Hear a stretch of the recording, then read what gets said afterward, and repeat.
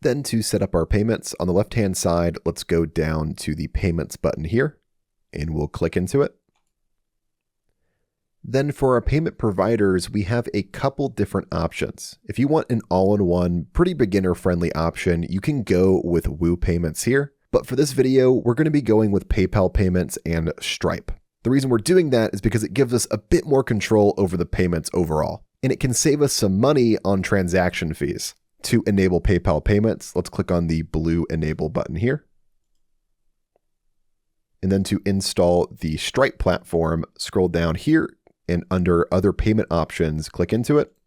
Scroll down and find Stripe and click Install underneath it. That will go ahead and install. Let's go ahead and refresh the page here. And now we'll see that PayPal and Stripe have setups that need to be completed.